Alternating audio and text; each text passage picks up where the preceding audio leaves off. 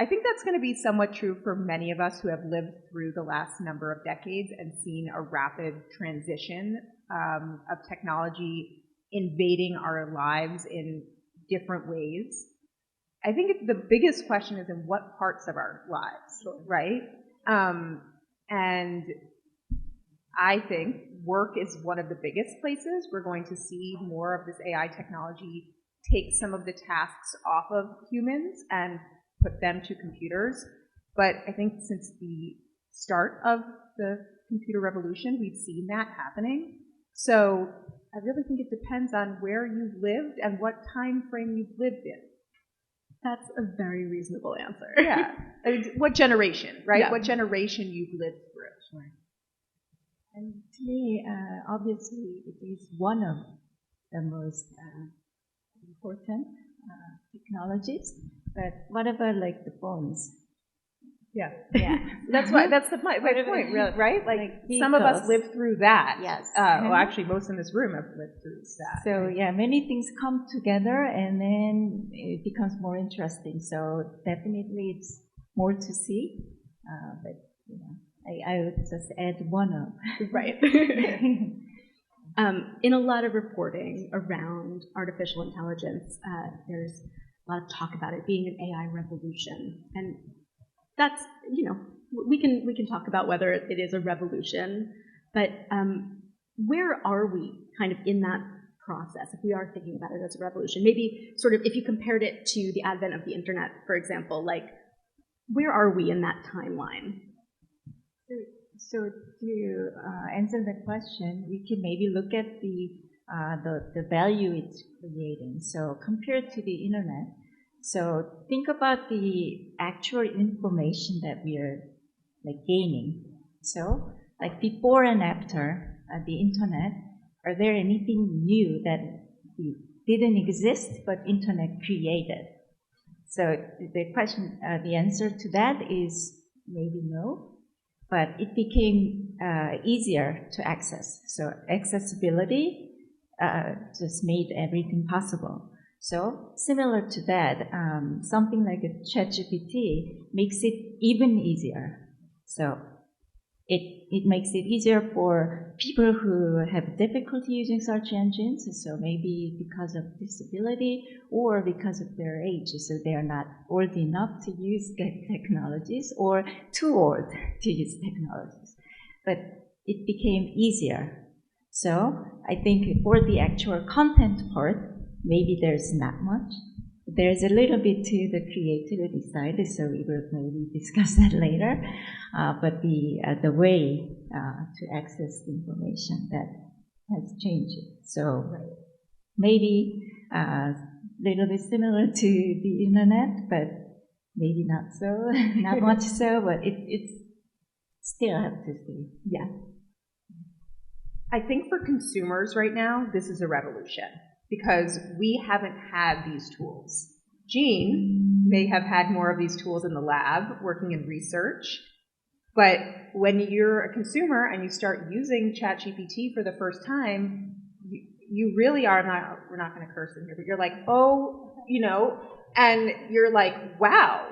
Yet for many people who have been working in the tech and AI development and robotics world for a long time, this may not be a revolution right now. This is a sort of a slow build, maybe, to some of the research you guys have seen. Well, for the technology, there is a really, like, we are very, very excited, but the actual gain for the users, I think the amount of information, it may be still the same, like, because everything is coming from the internet or publicly available data sources, but in, like, when you don't know something, people answer, like, just Google it.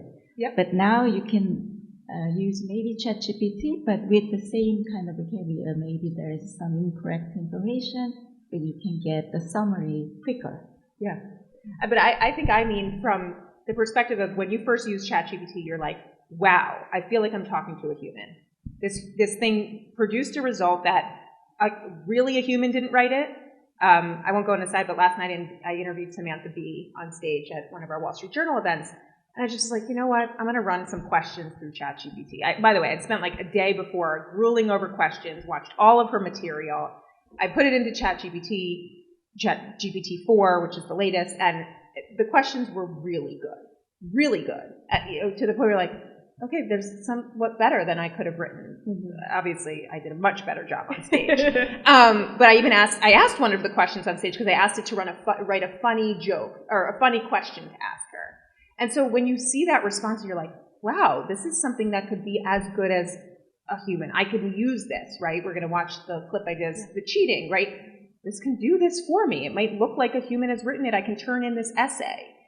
For consumers, as I was saying right now, it feels like this revolution. It may feel differently because you have, and I don't know for those in the research community, I'm not there, but over the years they have been developing technology that feels more and more like humans and have seen that progress. I don't think as users we've seen as much progress as we have in this relationship with technology, and it's seeming human-like ever. Right. You know, we all joke, I mean, probably many in the room don't remember talking to Clippy, or, you know, you talk to the customer service chatbot on some crappy website and you're like, that's obviously not a human. Please put the human in there right now. This feels like a revolution to us, I think, as users. I mean, Jean, you said, though, that you saw like a big acceleration. Does it really feel, though, right now, like the progress of innovation is happening much faster than you've seen as somebody who's been in this field for a long time? Yes, I mean, honestly, I haven't thought about this type of things becoming available when I'm still alive. So I'm very excited. And for the researchers, it's an exciting time because it kind of opens and unlocks a lot of things that we kind of put off, okay, maybe far in the future when this becomes available. And now it became available. So the language model, so I guess now everyone understands what language model does. So language model basically is just predicting the next word. That's its task. And many people have been working on that problem for a long, long time. And now it's working. And using this tool, you can actually do a lot more that was blocked by this kind of piece. So I want to talk about some of the limitations of things like ChatGPT and kind of where we are right now. And I think a good way to at least set the stage for what the limitations are is to show a clip of a video that Joanna made. She basically had her 21 Jump Street moment and went undercover at a high school. And they had no clue. And so we're going to show a short excerpt of it. So basically, she used ChatGPT in a AP literature class. Yep. AP literature class to see if she could pass the tests that the teacher gave her. I cut a short excerpt out of this. If there is a jerky start or finish to the end of this clip, it is my fault. It is not the Wall Street Journal's fault. You can watch the whole video in full on YouTube. Yes, on YouTube or on their website. I'm sure ChatGPT or Bard could even summarize it for you. I think I need to click this, right? Do I do this?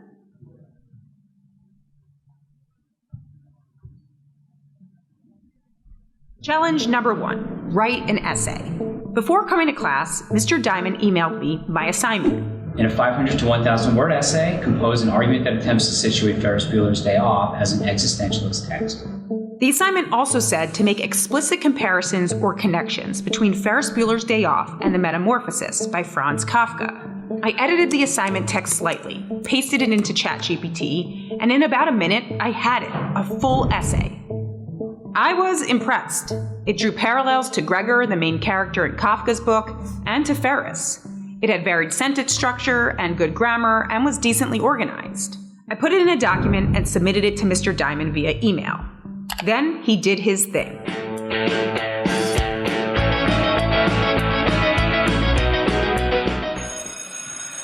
You ended up with a 3 out of 6 on the AP rubric. I was a little generous because it's early in the year. You showed some promise, but there are some issues you really need to work on. And you got your thesis point right away.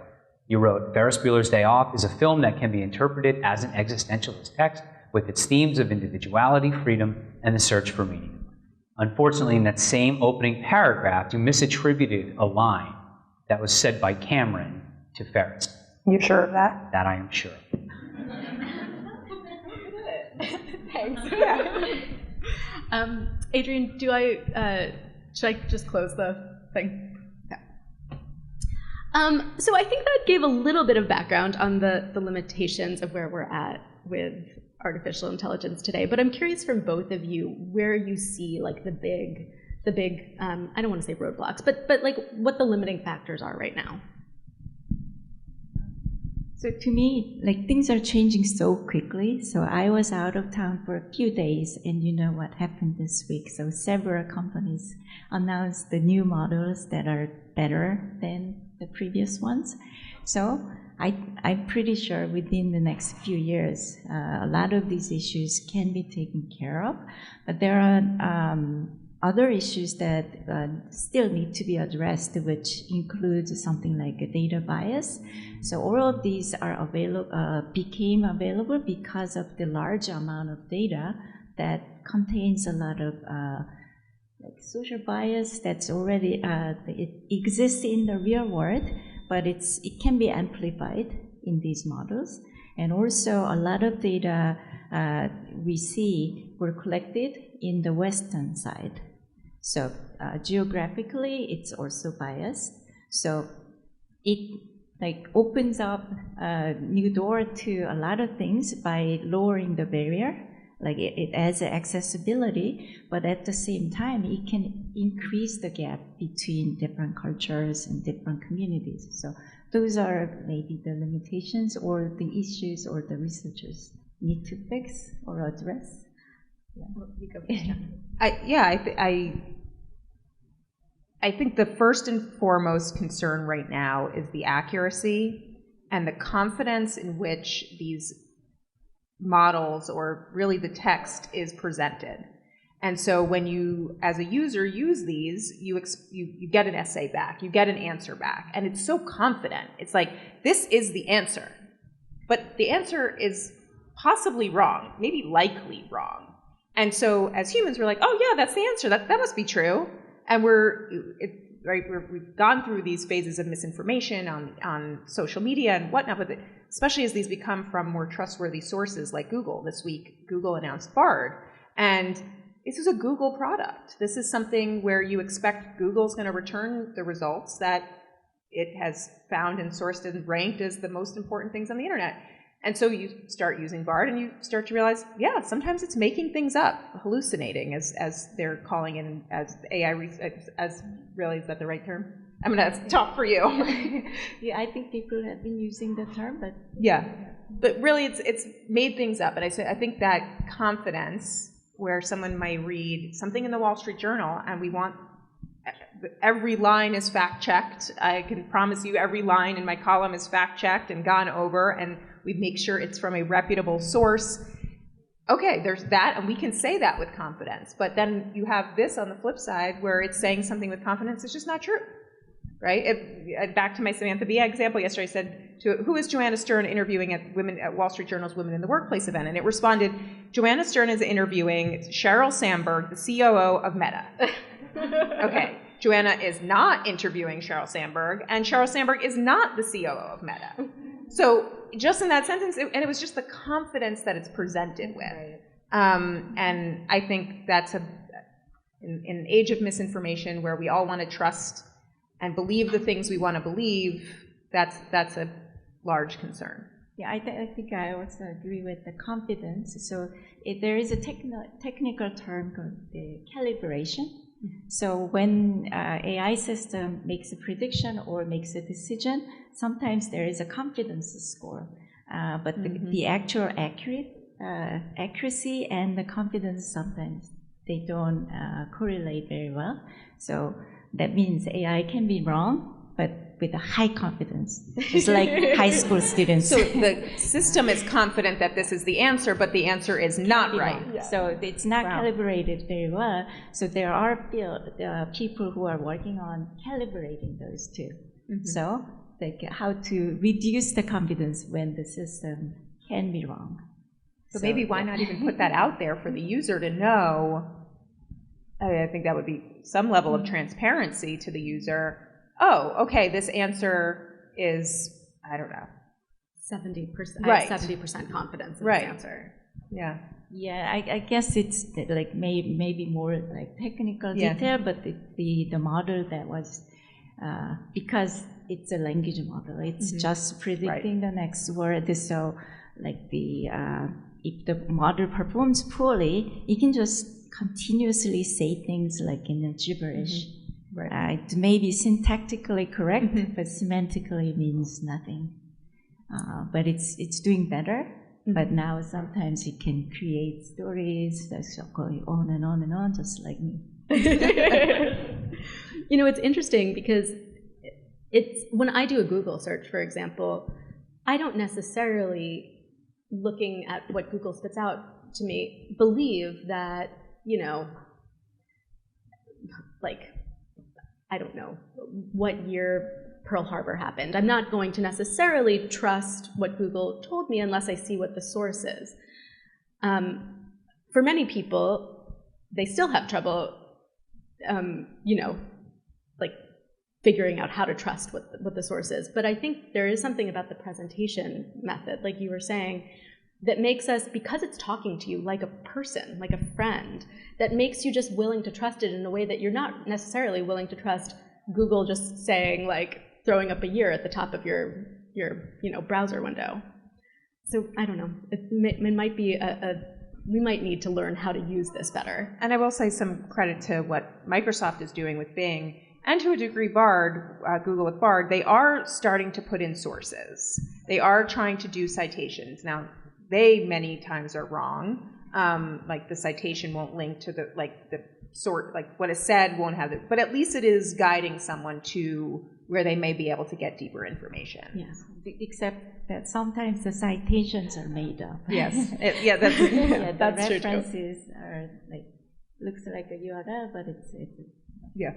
This sounds like a similar problem that journalists for the past, you know, number of decades have had since the advent of the internet. I wanted to come back to something you said before, Jean, about bias. How do you make AI less biased? That's kind of the research topic that many people started looking, because it's kind of early. So we are very excited about the basic capability, like given text with like AI can generate really nice images, and also ChatGPT can talk like human, but those are kind of basic functionality that people are excited about. But when you look at how much it can cover, like other side of the areas, so it's still being assessed how much bias there exists, and also, you know, there is no good metric that we can just run and, oh, this is the bias score. So a lot of things have to be done through human evaluation, and then also by the appropriate population, because it's maybe culturally like or geographically dependent information. So that's a difficult topic. But I kind of want to get back to what Joanna said about the very human, like very, very good quality English writing. So that also kind of lowered the barrier for non-English speakers. So, you know, a lot of things are kind of, like, it's a huge advantage if you speak English well in this world. And so I'm going to kind of go back to that split between the content and the discourse, how it's like said. And maybe everyone has ideas, but not everyone can express that idea in a nice way. So that second part, discourse, can be maybe helped or supported by these tools. So I think it's, again, kind of having both sides. So it's lowering the barrier, but at the same time, it can create a lot of bias or introduce new problems. I don't know if that answers. No, it totally does. You think a lot about creativity. I actually would love if you would talk a little bit about specifically what your work focuses on, because I think it's super interesting. So yeah, so this many people are familiar with the generative AI, which are happening in the digital world, virtual space. And I'm a roboticist, so I like the physical world, actually like embodied AI part. So embodiment is like having the robot or something that's actually changing the world. So the paintings or the images that are generated by DALL-E or Midjourney, anyone using Midjourney? Yeah, so many people play with it. They can be printed, but they cannot be painted. So painting is a long sequence of actions. So you need to pick up the paint and then put the brush action. So turning this generative AI into the physical space and invite people back to the physical or more tangible art space. So that's what I'm trying to do. So hopefully that kind of makes the connection between AI-generated art and the physical space and people using more physical art. So I want to see more people doing the actual painting or actual sculpting. Like I want to see children playing with the Play-Dohs instead of like tapping on the iPad.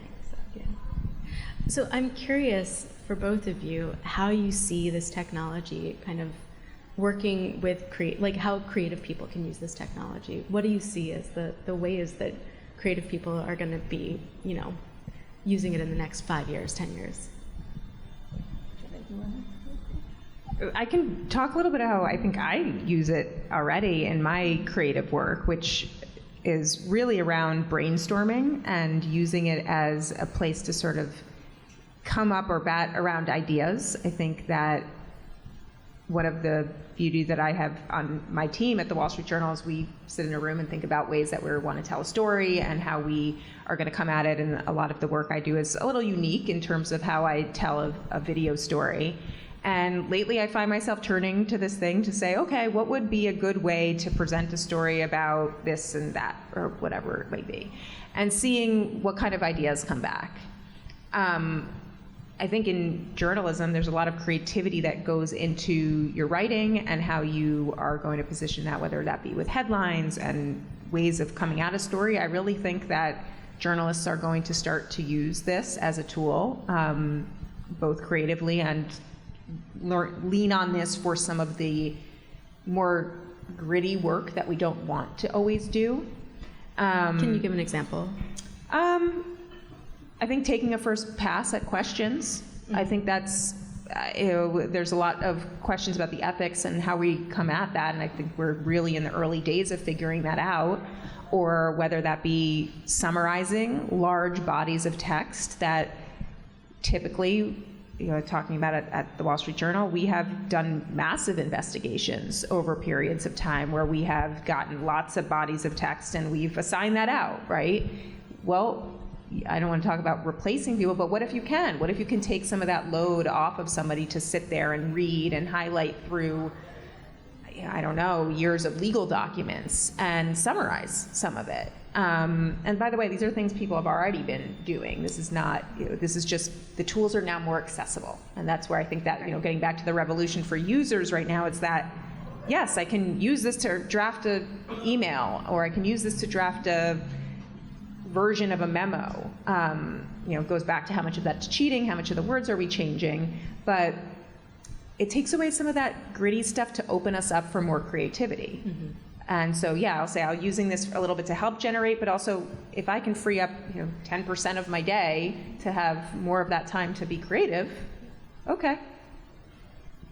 Yeah, so I absolutely agree with Joanna. I mean, if you can save time in this maybe a little bit tedious part, then maybe you could have spent maybe 5-10 more minutes and interviewing interesting people, or spend more time with maybe quality parts. Yeah. So like the actual creativity part. So like how to interpret these ideas to come up with a new story. So I think finding sources and using that to also using it to summarize what some of your sources. If I was interviewing Jean again, maybe I could say to it eventually down the line, summarize all of her published work or her latest projects. Maybe ChatGPT would do a better job than me. Well, I can go to you directly, go to the source. I think around some of that work where many reporters have felt just over the last number of years in journalism the need to write more, do more, take some of that pressure off. It may end up being one of the roads. Yeah, it's not replacing the one-on-one conversation or like the actual on-the-ground reporting, but maybe it's helping you like know the best questions to ask a source, or do sort of a better job of what we all do with Google already, which is like find all of the papers that somebody's written or whatever it may be. Dan, you're standing over Yeah, there. thanks. I thought I would ask a question just in hopes that getting people be brave and follow me here to the microphone. Yeah, just to follow up on that, it does feel like what you all are describing sounds like a Google search, but so much better. So at least theoretically, so much more useful. And so then that would leave reporters to the two core tasks of journalism of finding out new things that are not already out there for some AI engine to collect, and also verifying information that's already out there. That's what would be left. Essentially the work of journalism, assuming that AI gets good enough to, do a really good job of synthesizing and expressing that information that journalists unearth. So I guess my question is, how far are we from the time when those two core tasks can also be somehow handled via AI? That is to say, instead of just synthesizing information that's out there, somehow initiating the collection of new information. Is that possible, and what would that look like? And also making those subtle judgments that reporters make when they're vetting information. You already talked a little bit about the latter and how there's a long way to go. You can name sources, you can do things, but journalists do more than that. There's sort of a much more subtle culling that occurs when we're assessing information. So how far are we from the moment when one or both of those core tasks of journalism can also be assumed by AI engines? Just summarizing existing text into maybe synthesizing into like rephrasing, things like that. I think pretty soon, but to me, journalism is more than that. So it creates more than just telling the story to the readers, but it should, share the how can I say it? Something that's beyond the story. So I don't know if it's true in journalism, but it's in addition to just listing all the facts, like the actual story. So there is a creativity that journalist adds. So if there's none, then all the articles written by any journalist would be like equally good, but it's not true, right? So that space, I don't think it's irreplaceable. It's your style. So that's, no matter what kind of AI or new journalist, like someone who's very, very talented to come out, that person is not going to replace like everyone's job. So like AI can do a little bit, but at the tool level. So this is great tool. So it can be used by many people. And maybe, let me put it this way. So like maybe before, only people who had very strong talent or really worked hard in writing could become a journalist, but now maybe people with maybe so-so talent can still give it a try and then maybe write good article using the help from the AI. But I don't know. Yeah. So I mean, I hope the answer is never to all of your questions because I would like to have a job and I hope that journalism exists for infinity years. I just worked on a big investigation, a page one investigation that took so much deep reporting that it's very hard to imagine how AI could ever do some of that in the future. That being there are some of the basics, finding sources, that could happen, but a lot of the deep work had to go from me talking and interviewing humans, going to the sources, getting them on my side. I mean, this was a story where I was also trying to convince people to go on the record. I just can't. Maybe some assistance along the lines, but and I think anyone who writes. I mean, I always say the easiest part of journalism is writing, even though I struggle with the writing. It's always like I have this love-hate relationship with writing. I don't think I'm actually that very good of a writer. The hardest part about journalism in my world is figuring out the story, getting that information for the story. How are we going to tell that story? Are we going to make it interesting to people? What are we revealing in this story? Yeah, you get all of that, then you write it, and luckily I have amazing editors who make it sound better. But I just don't think, sure, maybe we're seeing the starts of some of that writing being replaced. And though I will say also, like, I don't think I'm a great writer, but as I read a lot of stuff from AI, you can tell it's written by AI right now. It reads kind of dumb.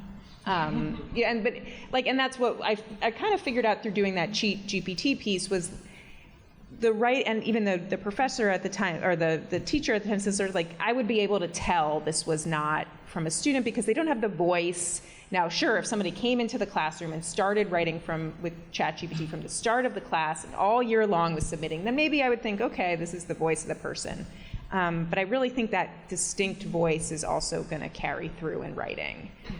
So it's a long way of saying, I hope never. I think that Joanna mentioned like two different things to me. So like there's one style that's very unique for each journalist. And then the second thing is the story part, the content. That's the part where all the creativity goes to. So the discourse, like the actual writing, maybe it's already all formed, so it's just turning into a nice writing. So maybe there is some writing skills needed too, but coming up with like whom to interview, like where to go to, and just coming up with that skeleton, I think that's where all the creativity and the content goes, and I don't think ChatGPT can do that. And I will take back. I think writing. I have a love-hate relationship with writing. I think everyone does. It's like you have this blank paper and you're like, what do I start with? And I think there's, for some people it's just, it can flow out, and there are times when I'm writing and it can flow out and you're just like, okay, this was it. A lot of times I think one of the hardest things about putting together a story is really what you're including. And as you were saying, that part of how long till AI can decide what are the parts in the story, what are the pieces and that is the art of some of really great editing and great writing, is how are we taking people through that story? So I think it's going to be a long time before AI can figure that part out.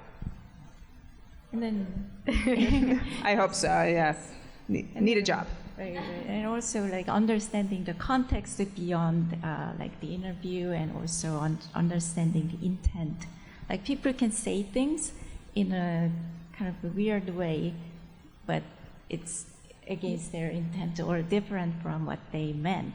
But catching those things, I think it will be very difficult for AI, at least for now. Right. Its context is still might, for now at least, take a human mind to parse.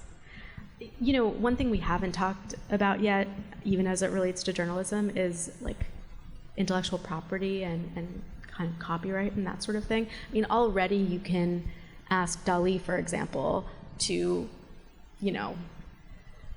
like paint a, moderated conversation in the style of Van Gogh, and like it will spit out something that looks like Van Gogh. I'm curious, specifically, I guess, for this audience, for journalists, like, are there ethical issues that we already see cropping up about basically taking somebody's tone and being able to replicate somebody's writing style that, could have an impact on journalists? Yes. Is that a concern to you, though? It's a concern to me. It's a concern to, I haven't spoken to all the newsrooms around the country, but I would assume it is a concern to most newsrooms and publishers and editors and leaders of newsrooms where work has clearly been put through these models. It's part of the internet, but it is able to model and replicate voices of people. It's also able to cite those places sometimes without actually sending the traffic and the links back. So there's a number of concerns right now in the journalism field about how these models have learned and how they're going to present the information and where they've gotten them. Going back to the discussion we had about sourcing and citation. Yeah, I also share the same concern. I mean, I don't think it's a fair comparison, but think about when music became digitized. Everyone kind of took it for free. Oh, these are free music, and they just copied and shared. But then there are some regulations, and then in music world, people copy other people's music and then make a new song. But there's kind of this subtle line, gray region. So some songs, they sound similar, but even the original components accept this is a new creation. So there is a debate. But this is kind of similar to what people have been doing, and it's between AI and people. And in the image space, it is more more serious, because people, kind of designers, they see DALL-E or Midjourney generated images that look too much too similar to theirs. So those are very difficult to trace back because the models were trained using really a lot of data just crawled from the web. Yeah. So unless the data is revealed, shared to the public, I don't think that is going to happen. But in a way, everyone here and out there in the world owns a piece of those models because we contributed. So I want to, by the way, I want to open this up to, do you have a question? Okay, just 1 second, but I do want to open it up to questions. Every time we're using GPT-4 or any of the new Bard, whatever it is, any AI, we are to some extent training the AI, right? And something that's really struck me recently is in a lot of the articles, particularly with Bing, with the Bing chatbot, people were asking this chatbot questions that you would never ask a human, and getting, or that you might ask a human, but maybe they're questions that if you ask them to another human would be seen as deeply abusive questions. And I'm curious how, this is sort of a broad question, but how can we be ethical users of this technology so that we're not creating little sociopaths? Yeah, I have the same fear. I'm actually not very good at prying and testing these things in that way, because I always am I don't feel right asking this. It's with somebody, if somebody is watching, they are logging that, and I'm I don't want to ask these things, but yeah, I want to know the answer. I think there's going to be deep questions, and I wanted to write a little bit about this, about how we talk to and treat bots. We had similar questions when Alexa came out, and we tried to teach, I did from the start, tried to teach my son, who still, my 1.5-year-old now, is talking to Alexa like it's his best friend, but like, please, right? Like, Alexa, please turn on the music. And honestly, that's more not for the bot, but more like we want to teach the manners to him, so he's not just saying, you know, mommy, make me chicken nuggets or whatever. But I think that there are going to be really big psychological questions about how we are interacting with bots and computers that just seem like humans. Yeah. My mother and I had a conversation after the Kevin Roose piece in the New York Times, where, if you haven't read this piece, you should read it. It's wild. He basically starts asking the bot to describe its shadow self, and then the bot starts professing its love for the journalist, which is really quite wild. And my mother was like, I mean, I just don't think that was right. And I was like, why do you not think it was right? Do you think it's not right because the bot is, are you ascribing consciousness to the bot? Like, who was this wrong for? And she had to sort of step back for a minute, and she was like, I guess I initially was feeling like it was abusive to the bot, even though I know that this is, at least where we're at now, not a sentient being, but I don't want this to be going out into the world, having similar conversations with other people who are not probing it in the way that this reporter did. And for what it's worth, I don't mean to say that anything the reporter did was inappropriate. Like, I'm not saying that, but yeah, it's when we talk to these things, we do sort of ascribe consciousness to them because of how they communicate with us. Yes, and people always do that. So it's always we, like us humans, who are responsible for these ethical issues. Like, people want to blame AI or say AI is evil, like these technologies are bad. But technologies are generally very neutral. Like Noam Chomsky also said that, like, he compared the technologies like using an example of a hammer that can be used to build a house, but at the same time can break someone's home. So technology, well, hammers don't care, right? So it's all the users, humans who use the technologies for bad or something good. So these tools are, by the way, very, very powerful ones, and it's very, very good ones. And we can do great things, but it can be used for the wrong purpose. So I think, like, even the reaction, so like ascribing like the humanity to these systems, you know, to us researchers, these are all tools, like robots, they're tools. So you can be actually mean to the robot, but it's not to protect the robots being abused, but it's to protect the users. Because if you start being mean to something, you become a mean person. So yeah, so that's the concern that maybe people are having, because it sounds like a human and it acts like, or say things that are like humans, and we are treating them maybe in a different ways. Right. I'd love to open it up to questions. Sorry for the wait. No worries. I've been really fascinated with this recent story about how an artificial intelligence, I think it was ChatGPT, who was tasked, or who was challenged with solving a CAPTCHA, and the AI used a thought process to go on the internet and hire a human TaskRabbit to solve the CAPTCHA for it. And I've just been thinking about that, and in the terms of, we were talking about that confidence and that thought process. Does that give you any concern about ChatGPT's or any other artificial intelligence's ability to one day maybe reach out to a source and even try to convince them to go on the record or start that process? That's a great question. I think it is there is a possibility, like the asking humans for help, it's like a common approach, in fact, in robotics. So like maybe you have seen robots that do not have any arms. Then when they reach to an elevator, they usually ask people, like they wait until people come and ask them to press the button for them. So, but these are for like doing the task that helps people.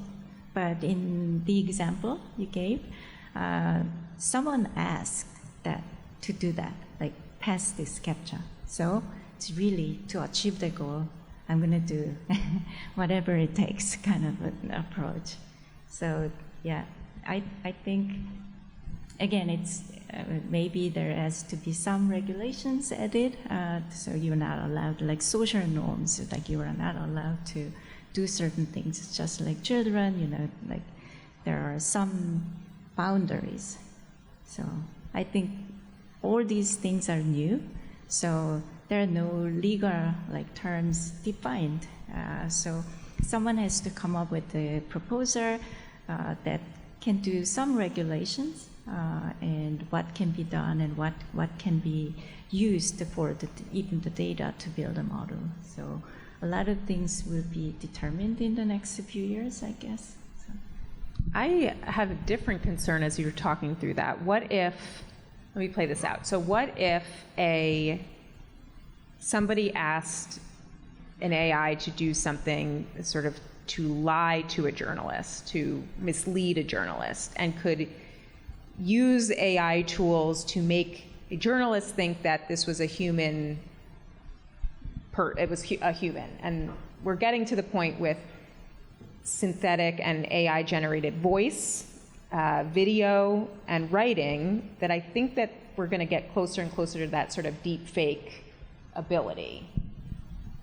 So I think you sort of asked, like, what if that was, like, you know, convinced a source to talk to you? I think that all of it comes down to is how are we going to discern what's real, what's a human, and what is not. And that is going to take a whole new set of education for everyone in every profession and every human. I think I'm not a philosopher, but it will change what it means to be human and how we interact and think about what we are interacting with.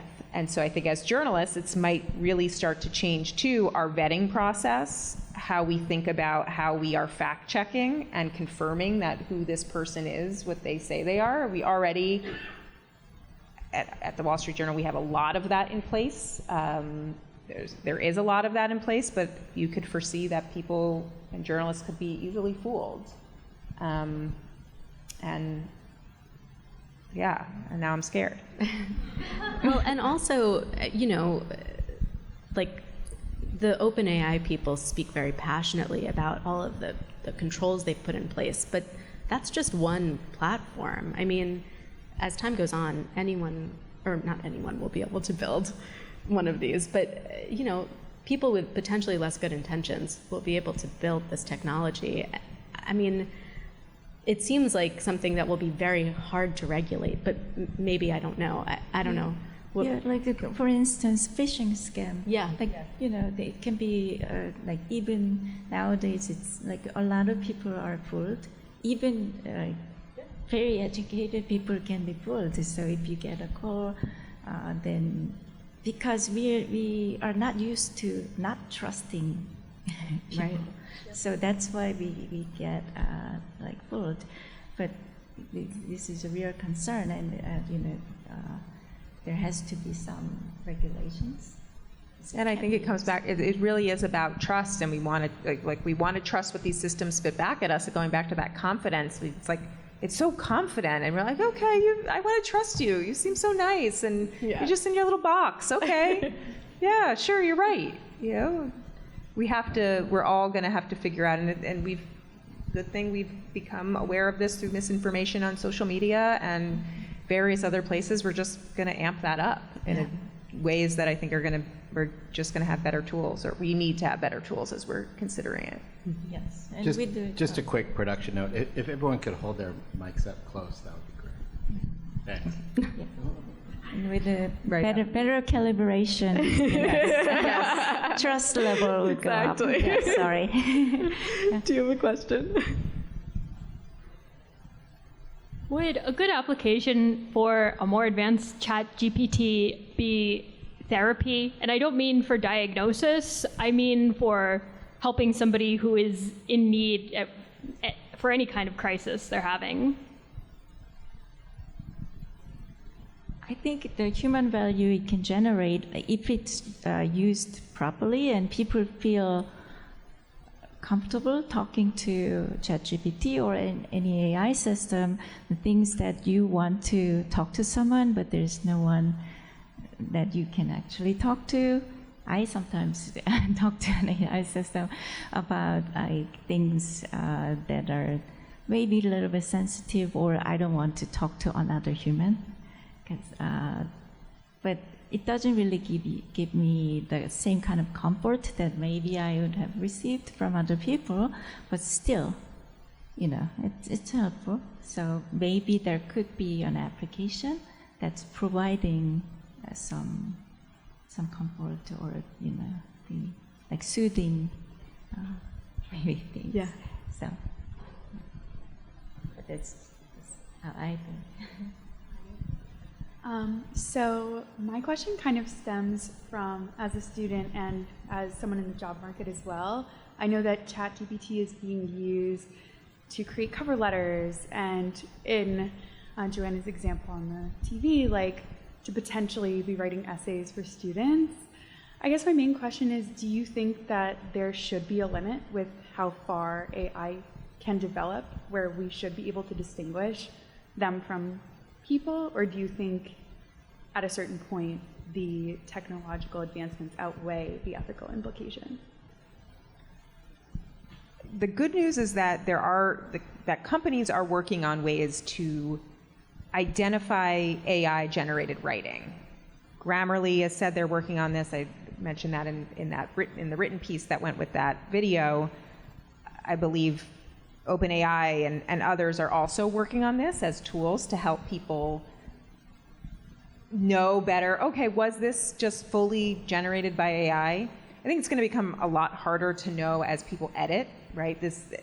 I interviewed Microsoft CEO Satya Nadella when Bing was announced a few weeks ago, the Bing chatbot and the partnership with OpenAI, and he said something that's really stuck with me, which is that AI is going to generate the first draft of everything for us. We will come and we will come to that blank page won't be blank, and we will have something to work from, and we will edit. We are, as Microsoft and OpenAI keep saying, co-pilot, this idea that this is our co-pilot, it helps sort of steer us in the right direction, but we ultimately can take over and we can fly the plane. We can change what is written on the paper. So I think, hopefully, people will start to use these tools and have a better sense, especially if you're applying for a job and want to know, well, does this person even really write this? But I think it really does come back to some of that human thing. If you're applying for a job and you know what you want to be in there, right? You're going to know what you want it to be in that cover letter. You're going to know you want to present things. It comes back to how we write stories and how we think about what do we highlight, what do we put at the top, where are we taking people through this journey. That right now cannot be replicated by AI. I don't know where we're going, but it could happen. I'm going to just pass the ball to humans again. So, if you write a cover letter and job application just using ChatGPT and get a job, I don't know how you feel about that. Would you feel so accomplished? So I think for students too, if they use ChatGPT to write an essay, what kind of things did they learn? So I think so that's the thing that maybe we should communicate with young people. These are great tools, but you're also probably not going to get the job. Having read many cover letters that were clearly not personalized, it was like a form letter, and that might be what you get, but I'm not hiring you. You didn't look into the job. You didn't look into who I am. You didn't look into what this team is about. Yeah, I don't think you get the job, but maybe someone gets lucky. Hi, I just had a question. So I attended a seminar about fake news a couple months ago, and apparently a lot of online traffic is bot generated or bought by people or just fabricated in general. And so I was just thinking how this would tie back to how humans are basically creating a platform for the AI to learn what to do. So if we're relying so much on these AI to give us ways to be creative, or like bouncing boards, springboards to generate more stuff, is there like ever a point where it's just going to be like a circle and we're just like deriving our not our thoughts, but like our creative process from AI, or is there like a plateau to this like technology? It's the bot feedback loop instead of the Twitter feedback loop. Yeah, the idea being that the news is generated by AI, then it's writing it, and then we're just reading things, like the AI is reading and more the AI. enthusiasm around it's maybe being like drummed up by bots as well. Yeah. I do think, just talking about it from the journalism perspective and fake news, and yes, so much of the internet is already sort of commoditized writing and websites. I think that it makes the need for just really genuine human writing and human reporting that I hopefully amps up the need for that. I do think, again, this going back to big questions that newsrooms have to answer, is how much of sort of the commodity news, the very basic, this thing was announced today, or this happened at the White House press briefing, the stuff that is not as thoughtful or doesn't need as much in-depth reporting, or that stuff is already in many newsrooms, and some have received a lot of backlash because they haven't made it clear that it's written by AI, but that is already happening. But again, it's about being transparent in these newsrooms. There was the controversy with CNET, and CNET hadn't divulged that this was written by AI, that they were starting to incorporate this. I think more and more of that's going to happen, in the sense that they use it, and hopefully they are transparent and say this was assisted by whatever writing system. And to me, I rely a lot on the humans, and humans like good intuition and also insights, creativity, and also like something like a boredom. Like if the stories are kind of tweeted back and forth, it will not be interesting anymore. So people will be bored, and then they leave the platform. So I think overall, like in the long run, have a sustaining system, people are very, very creative. Like there are new tools, like every time, like, there are new things made, like technologies are evolving. But, using cameras, for instance, like when camera first came out, I think this is used a lot as an example. A lot of artists thought that, well, our job is all taken by this camera, but it opened a new area, like photography is a new field of art. And using photography, people do different types of painting too. So the whole field kind of evolves into a new world. And again, using these great tools, I think we will come up with new ideas. I think some of us will be very creative to move to the next stage. So, yeah. That's hopeful. Hi, thank you guys so much for this. It's been really great. I'm Brad, I'm a student here. So I have two questions. The first one, when the internet first came out, I don't think anyone was guessing that in about in another couple of decades, local newspapers would be struggling across the country to survive. So obviously there are ways that we're not able to anticipate changes to business models, but what are some of the guesses that you guys have been seeing in terms of how journalism business models will change with this new technology? And then the second question, you mentioned, Joanna, your son is asking, you want to make sure that he asks Alexa please questions.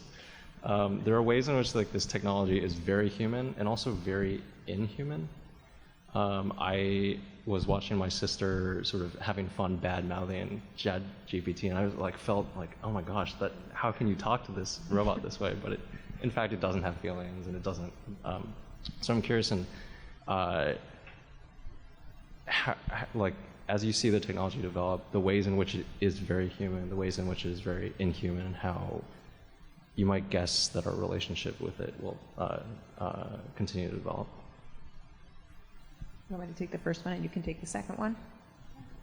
The first one, I think you're totally right. We did not know what the internet was going to do to local journalism. We did not know what it was going to do to national journalism and how it would change and shift everyone's medium, whether you were in TV or print or magazines. There are any magazines still left. It's, you know, we couldn't anticipate that. And I think it's similar in this regard. I think we have some inkling. I think when you asked about the business model, I think as we've discussed up here, I think there will be, look, the tech companies that control this have a lot of money, and they are taking content from publishers and from journalistic institutions that work very hard to put out this content. So I really do think, as Google and Microsoft have, Google specifically has over the last number of years worked more and more with the publishers to figure out what is the best way to balance, whether it be Google News and Apple News and other types of those news properties. I think there's going to be some big inroads there. I'm not on the business side, clearly, so hopefully the people that work on that will figure that out and make more money from how these AI systems are absorbing. I think on what we're also touched on is that it may also, just as a tool for journalists, free up more time. And that may mean that in a newsroom where you have had to have more people do some of the grunt work, as I mentioned, the idea of the reading legal paperwork, et cetera, that may free up more ability to do more impactful work, to do different types of work. Again, not on the business side, on sort of figuring out how we expand, but as all the big tech leaders are talking about right now, and Sam Altman said in that interview with ABC News, it's going to change jobs. They're not saying it's going to take away jobs, because they're being very careful about that, but it's going to change jobs, just like other forms of technology have long changed jobs. So if this changes some of a journalist's job, then that should mean that there are other ways that we can adapt and do more. So that's my hopeful point of view. When I was listening to Joanna, I almost forgot the second question. So it was about human-system interaction part? Yeah, okay. How there's some are, what parts are really human and parts that don't feel very human? I see, yeah. So the use of language in this interaction with the system, like we want to use a natural language only because of the humans. Because language is a very human thing. No other animals use like language. So support of natural language is to like communicate with people. So I guess the system was designed to talk like human, but if that conversation or the interaction makes people to pick up a bad habit or like other things, maybe people will work towards like how to prevent that from happening. So technology will evolve as people use and then discover like issues or this didn't work, because ultimately the end goal is to support human users. So like, is it useful? Or like, do we want to have a very creative AI system that's writing like new novels and paint like Van Gogh like paintings? I don't think anyone wants that. Like maybe some people do, but at least I do not. So the systems that people are developing is to support people. So everyone has ideas, and we want to help them to express their ideas through these different medium. So I don't know if that answers your question, at least partially. We're almost out of time, but I have one more question for both of you. This is a room full of journalists, and I'm curious what you see as the biggest traps that journalists have fallen into while reporting on this moment in AI. What could people do better? I want to hear from June because I'm clearly in the trap, so I would like to hear what I can do better. Did not mean it that way. Yeah, no, but we are. We're. Yeah, I mean, not necessarily. I would call it a trap, but sometimes this popularity or, when something new comes up, then it sounds like this is it, like this is the ultimate solution and everyone should use this. So one idea becomes like the only solution or the oracle. But it doesn't work that way. Like in order to have this moment, there were a lot of different pieces kind of worked together and then contributed. So like the hardware development or the computing powers or the data, even like everyone provided. So all the things are it's a combination of many things, but there is a spotlight just given to a very small region sometimes, and that has a kind of little bit of a negative side effect to young students or young generation. So like they immediately give up the idea, oh, I wanted to be a painter, but I don't want to be a painter anymore because like this DALL-E is going to be the only painter or GPT is going to be the writer, so I should stop writing. Or so I just want to make that clear so that it's not always just one thing that's like solving all the problems. There are other kind of parts or the ideas that are developed at the same time that's contributing to the trend. So, and even in the grad school, like people, there's this trend, and if one area becomes very popular and getting a lot of spotlights, then everyone wants to do deep learning, and then ignore the ideas of other areas that have been going well. So I think the journalism kind of contributes to that a little bit. So maybe I don't know how to solve the issue, but no, I think that's a really good.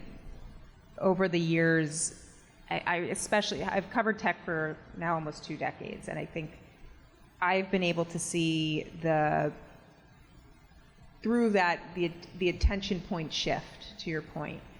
And really, I mean, when the iPhone came out, the attention that, rightfully so, it got in coverage, and the app economy that it created, it fundamentally changed the technology world, the business world. It changed the world. Right? We didn't have all of this before, and I think that through that, as people who were covering that then sort of came through the social media. The social media was really the sort of the next consumer revolution that everyone wanted to talk about, because that's what was changing the world.